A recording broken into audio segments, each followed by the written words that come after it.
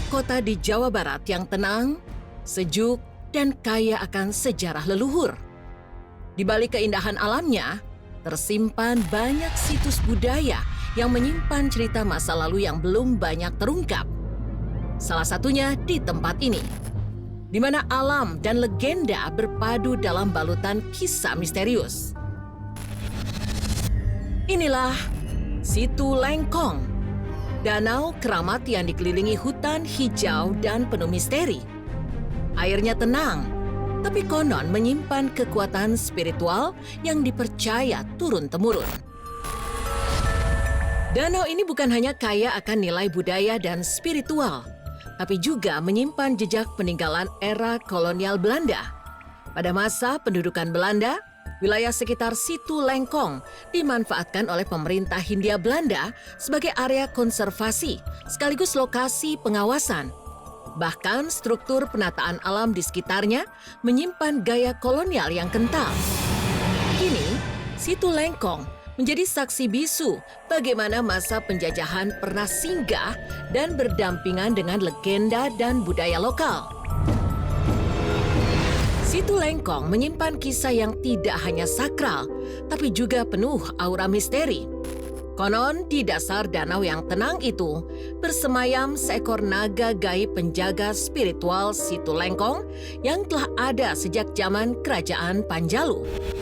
Warga sekitar pun pernah mendengar kabar beberapa orang tenggelam di danau ini tanpa sebab yang jelas. Lalu, ada yang percaya bahwa selain naga, ada 2 ekor macan yang bernama Bongbang Rangrang dan Bongbang Kencana yang menjadi penjaga spiritual danau ini.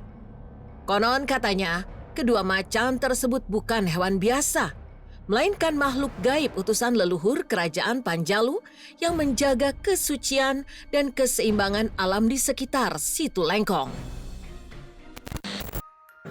Satu-satunya cara untuk menuju Nusa Gede atau Nusa Larang adalah menggunakan perahu-perahu kecil yang dioperasikan langsung oleh warga. Konon katanya di area perairan ini terdapat makhluk gaib yang menunggu. Oleh karena itu, kita harus terus menjaga perbuatan dan juga tutur kata selama menyeberangi situs Situ Lengkong.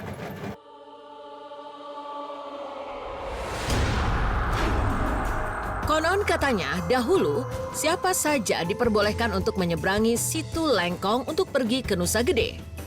Namun ada larangan tersendiri bagi orang-orang Sumedang. Kabarnya, jika berani menyeberangi Situ Lengkong, maka hal buruk akan segera terjadi. Namun seiring berjalannya waktu, ternyata terdapat fakta bahwa mitos tersebut hanya akal-akalan kolonial Belanda untuk memecah belah. Karena kerajaan Galuh dan Sumedang masih termasuk satu keturunan dan punya ikatan emosional. Kolonial Belanda takut jika 2 kerajaan tersebut bergabung, maka mereka bisa menjadi kekuatan besar yang sulit ditaklukkan. Bapak, di area Situ Lengkong yang begitu luas ini mungkin boleh nggak sih sedikit diceritakan tentang asal-usulnya bagaimana? Dulu itu ada satu kerajaan yang bernama Cipanjalu. Dirajai oleh seorang raja yang bernama Sang Hyang Cakradewa. Konon beliau punya anak yang bernama Boros Ngora. Dan beliau itu diutus untuk mencari ilmu, sampailah ke Tanah Mekah. Berguru di sana dan waktu pergi ke sana tuh dikasih bekalnya gayung. Gayung tapi bawahnya bolong-bolong. Jadi namanya gayung bungbang. Pesan dari orang tuanya, kamu jangan pulang dulu sebelum bisa membawa air di gayung ini. Akhirnya berguru di sana sampai dia bisa mengambil air dan air itu tidak bocor. Nah kemudian air itu disuruh dituangkan di danau ini. Konon itu air jam-jam. Maka jadilah danau yang kemudian berarti namanya jadi Situ Lengkong. Saya ada dengar-dengar bahwa sosok penjaga di area ini tuh berupa harimau dan juga naga. Apakah benar, Bapak? Bahwa awal mulanya Panjalu ini adalah dari Sang Hyang Permana Dewi, ya, yang mengajarkan keselamatan dan kerahayuan. Nah, kemudian dilambangkan dengan naga. Dan konon katanya pulau yang kita dudukin ini dililit oleh 2 ular ini gitu. Jadi sampai satu saat nanti ular ini bisa nyambung gini, maka itu saat kehancuran dunia. Makanya ini diabadikan dalam bentuk patung naga sebagai lambang keselamatan dan kerahasiaan. Untuk macannya sendiri kan dia ada 2 berbeda warna. Ya. Mungkin ada ceritanya tersendiri kah di balik itu? Jadi makam ini asal mulanya adalah manusia, keturunan dari masih cucunya dari Prabu Siliwangi yang bernama Bongbang Rarang dan Bongbang Kancana, itu kembar, yang satu lelaki, yang satu perempuan, dan ini dilambangkan lelaki macan hitam. Kalau bahasa Panjalunya maung ya gitu. Itu yang putih adalah Bongbang Kancana. Selain patung macan dan naga yang berdiri di gerbang Nusa Gede, terdapat pula 83 anak tangga yang menjadi jalur sakral menuju makam Prabu Haryang Kencana, salah satu raja kerajaan Panjalu. Anak tangga ini bukan sekedar akses fisik, melainkan juga simbol perjalanan spiritual bagi para peziarah yang datang untuk menghormati dan merasakan kedamaian di tempat suci tersebut. Aura yang sangat berbeda pun terasa sampai membuat siapapun yang mengunjunginya akan merinding. Orang sekitar percaya bahwa air Situ Lengkong adalah air yang punya banyak khasiat. Karena itulah, air dari Situ Lengkong ini diproses dan dibersihkan sampai bisa diminum. Konon, siapapun yang meminum air ini akan mendapat berkah dan keberuntungan. Tidak jarang pengunjung yang datang sampai menyediakan wadah sendiri untuk dibawa pulang. Ini adalah air dari Situ Lengkong yang tadi di bawah sudah disuling di sini, dan ini bisa langsung diminum. Sebagaimana kita ketahui bahwa sumber daripada air yang di danau itu adalah air jam-jam. Gitu. Jadi orang banyak yang meyakini khasiatnya itu sangat luar biasa gitu.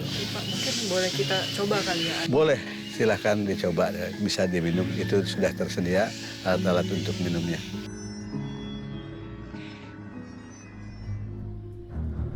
Setelah mencoba air dari Situ Lengkong yang terasa begitu sakral, inilah titik paling keramat Nusa Gede, makam Prabu Haryang Kencana.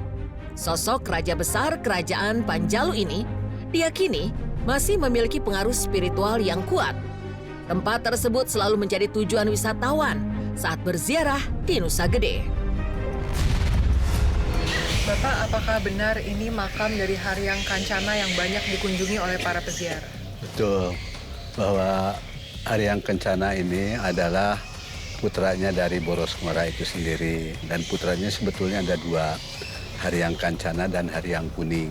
Ketika kerajaan dari Cipanjalu disuruh dipindahkan ke Pasir Jambu, ini dulu namanya Pasir Jambu gitu ya, dan terus menjadi Nusa Larang, maka yang menjadi rajanya itu Boros Ngora sementara.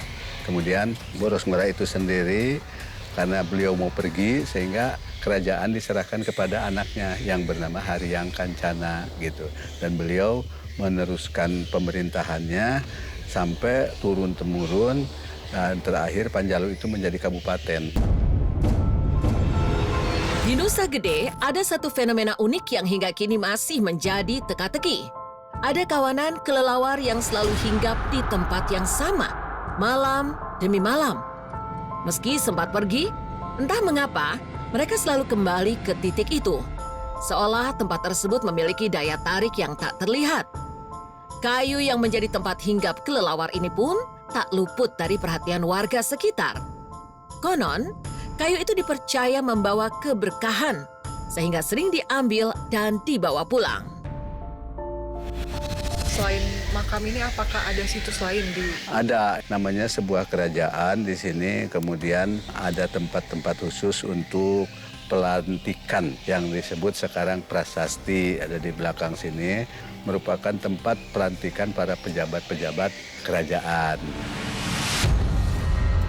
Dari kisah-kisah gaib dan peninggalan leluhur yang tersebar, ada satu situs prasasti batu tulis. Sebuah batu besar yang dipenuhi aksara Sunda kuno. Tertulis rapi dan penuh makna, menjadi saksi bisu kejayaan masa lalu.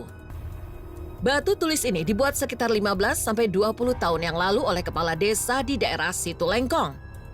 Pembahasan dari tulisan Sunda tersebut adalah moto daerah sekitar, yaitu Papagon Panjalu, yang merupakan petuah amalan selama kita menjalani hidup.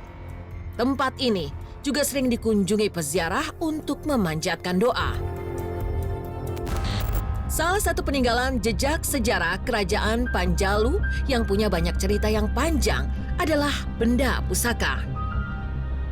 Benda pusaka ini tersimpan rapi di lokasi yang bernama Bumi Alit.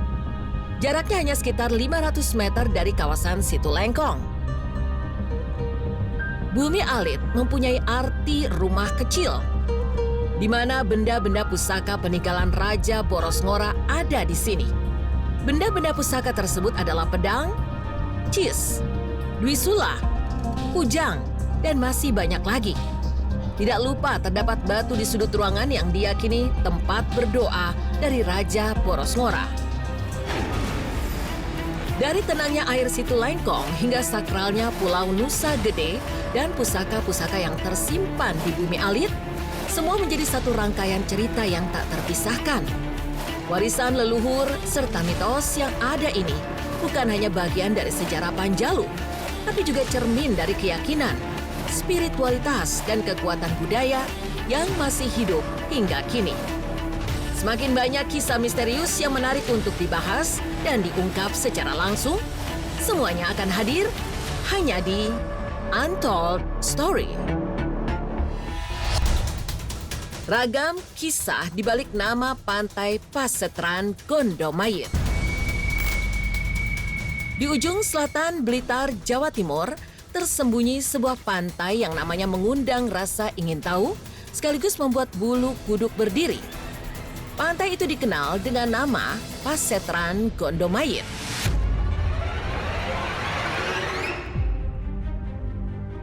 Bagi mereka yang baru pertama kali mendengarnya, nama ini mungkin terdengar seperti judul film horor. Tapi bagi masyarakat setempat, nama itu adalah bagian dari sejarah, legenda, dan kepercayaan yang diwariskan turun-temurun. Nama Pasetran Gondomayit sendiri berasal dari 3 kata utama, yaitu Pasetran, Gondo, dan Mayit. Kata Pasetran berasal dari kata pesantren atau pertapaan. Sedangkan Gondo berarti bau atau aroma. Dan Mayit berarti jenazah.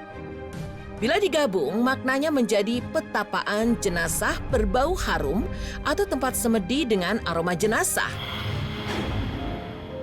Kesan pertama dari nama itu tentu menimbulkan rasa tidak nyaman. Siapa yang mau mendekati pantai yang dikaitkan dengan jenazah?